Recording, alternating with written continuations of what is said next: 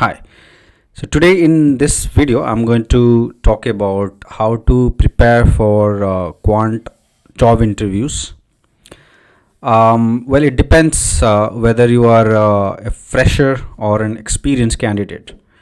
The preparation would differ actually, whether you are an experienced candidate or you are fresh out of university, right? So depending on your situation, you need to prepare yourself, right? Now, quant is a very very broad area, right? There are different kinds of quants. So the preparation would also differ what kind of quant interviews you have, right? If you are being interviewed at a bank or an insurance company, that would be different from being interviewed at a trading firm, right? So you need to keep in mind as to where you are being interviewed, and accordingly you need to prepare yourself, right? So there are a number of things to keep in mind, and I'm going to discuss some of this in this video, right? So stay tuned. Right, so if you are a fresher, right, fresh out of university, having a bachelor or master's degree in any quantitative area such as engineering, physics, mathematics, or you're a PhD graduate in physics or mathematics or economics, and you're looking to get a job in the field of quant finance. So how should you prepare yourself, right? The thing is that the preparation is a bit different in trading firms compared to that in banks and insurance company and consulting firms. So I'm going to make some distinction as to how you should prepare yourself for both kinds of jobs, right? If you're a fresher, I think it's good to be open about things. You need to be open to all kinds of roles. Obviously, there are more jobs in the banking and insurance world compared to that in the trading and asset management world in the field of quant finance. Okay, so it's easier to get a quant job in a high street bank or at a consulting firm, or at a big insurance firm, compared to getting a job at a trading firm such as Citadel or Two Sigma, Jane Street, those places, right? It's simply the demand and supply gap, which is different in these two fields, right? So how do you prepare yourself, right? So the thing is that you need to have a great CV, because there's so many people may be applying for these jobs. You need to have a great CV. Make sure that it is maximum of just one page.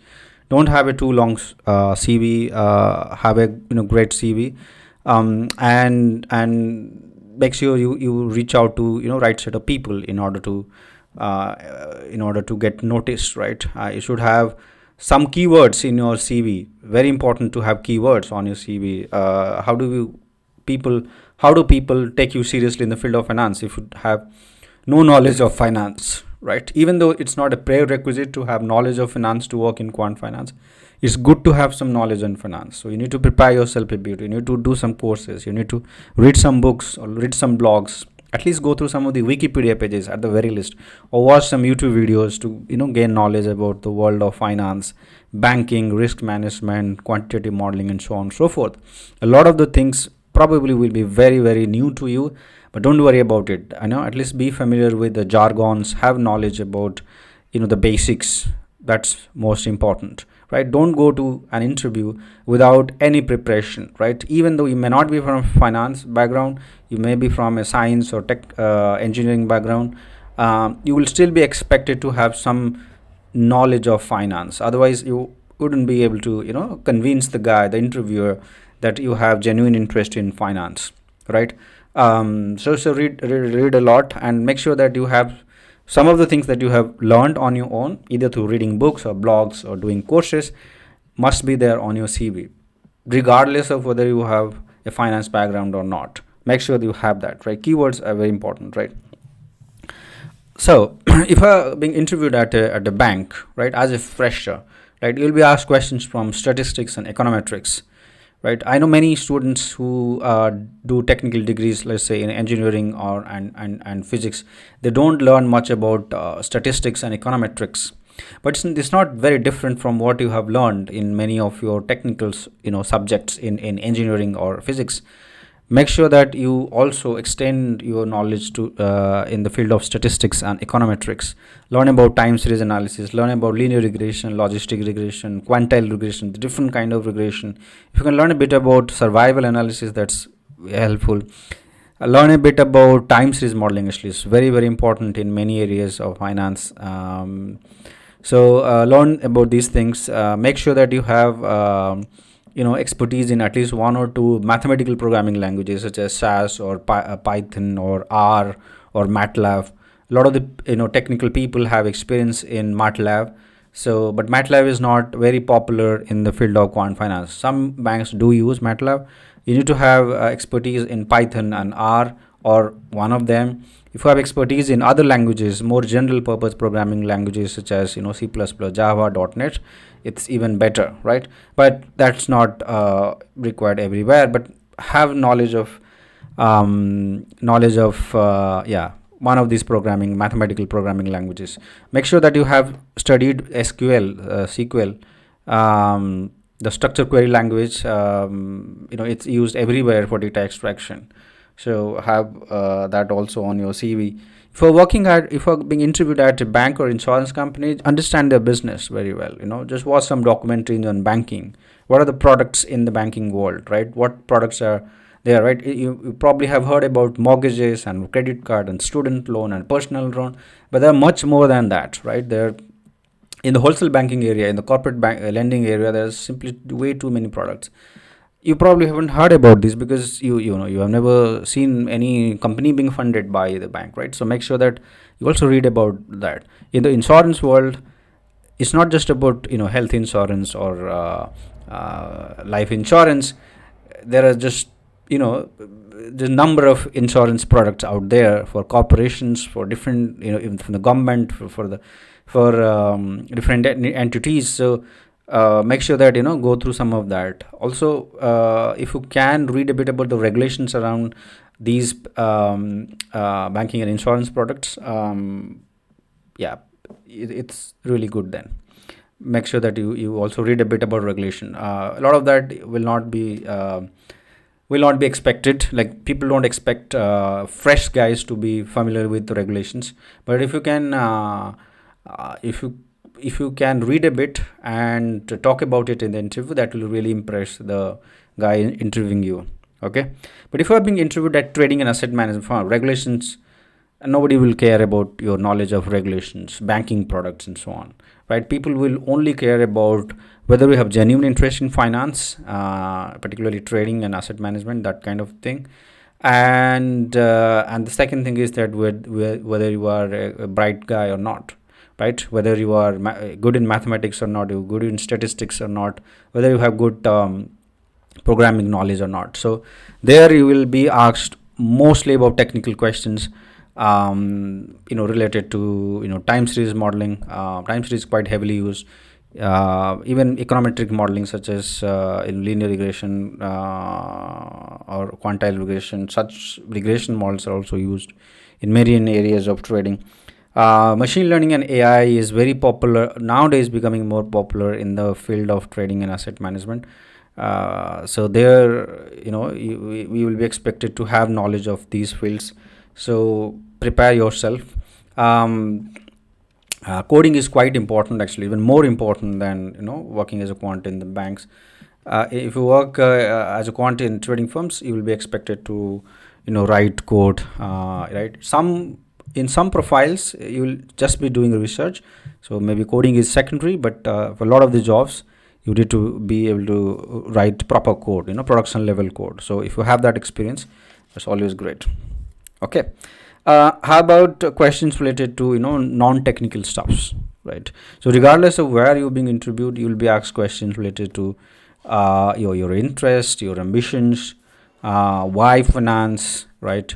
Especially the ones coming from non-finance background, they'll be asked this question: why do you want to work in finance, right? Have good answers. Prepare yourself for that. There's no right or wrong answer. It's just that don't tell that you are just interested in money, that's why you want to work in finance. I mean, that's obviously the perhaps the main reason for many people, but I think you should have even better answers. For instance, finance interests you. You are interested in finance, and because you have a quantitative background, you want to work as a quant in finance, and you are the first one to move from non-finance to finance. There have been many people in the last many decades who have moved from a technical fields such as physics or engineering or mathematics, statistics, economics, to the field of finance. So you're not the first guy to do that. So just read a bit about these things. There's a book called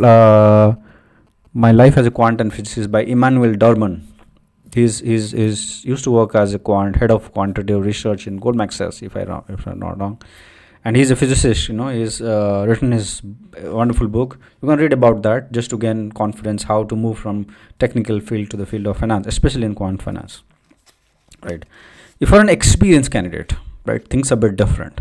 For experienced candidates, actually, people will not ask a lot of questions related to theory, like theory of econometrics and theory of machine learning, all of that. People will be more interested about your work experience, okay, so the projects that you have done in the past, right? So almost all the times the questions will be from the previous projects, right? So preparation should be focused more on the projects that you have done in the last many years that you have worked with this whatever companies, right? Regardless of asset management firms or banks, buy side, sell side, whatever, projects will be the focus in the interviews, right? And for experienced candidate, what really matters is also the culture fit, right? So if you have personality issues, I think you'll have tough time getting a job as an experienced candidate. Obviously some people hide that, but some people are really worried about whether someone new will fit the culture of their team or not.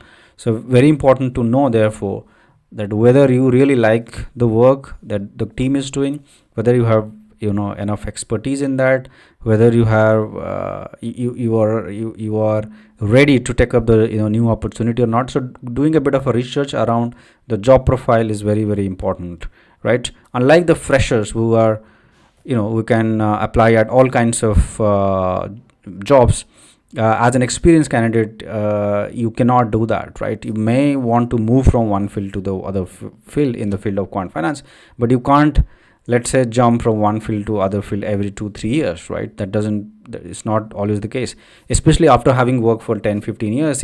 You have to settle at one place, right? You can't be that's not easy, right?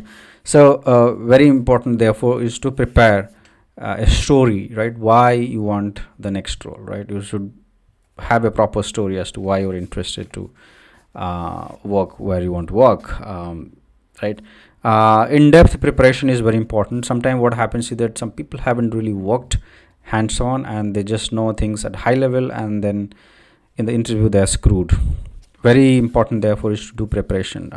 Brush up your fundamentals, the basics, right? If you're working as a credit risk quant or market risk quant, ensure that you have sufficient knowledge of the theory, the basics. Actually, most of the times you will not be asked theory, but sometimes you have done a good job in the interview, but all of a sudden if something really basic came in the interview and you couldn't answer, that could be very embarrassing. That has happened to many quants, even experienced good quants. They're really good at work. It's just that they have just forgotten those basics. They have done it long back, so they don't really remember the basics anymore, and that really has caused problem in the interview, and it's a bit embarrassing sometimes. And people don't hire if you're not good at basics, right? And how do you prepare, right? So that's another question, right? What's the best route to prepare yourself? Okay, so if you're a fresher, I think it's very important to do a very structured course where you get to learn a bit about everything in quant finance, because it's such a vast field. You can't learn everything on your own, right? It's possible, definitely possible, but it's difficult to learn everything on your own. So preparing yourself, just reading books and watching YouTube videos, can be a bit tough. You need to find a mentor. You need to do a more structured course which can be finished in a couple of weeks or a couple of months time.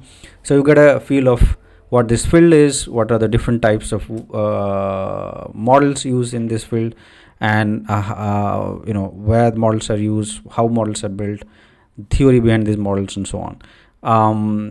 Don't go into too much of academic stuff. In some of these books, quant finance book, things are very, very, very theoretical, very abstract, right? But you will not be asked very abstract questions in the interview. Most of the interview, there are some people who do ask very abstract questions, but then you are unlucky if you get such an interviewer. But in the real world, actually, it's not that big of an issue if you do not have thorough understanding of derivations of a lot of these models.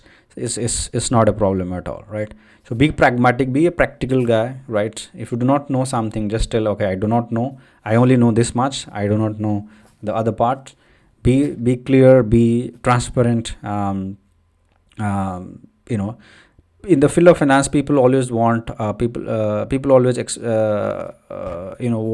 want to work with people who are pragmatic, who want to get things done, and not to keep something to themselves and then do research for weeks and not being able to meet the deadline.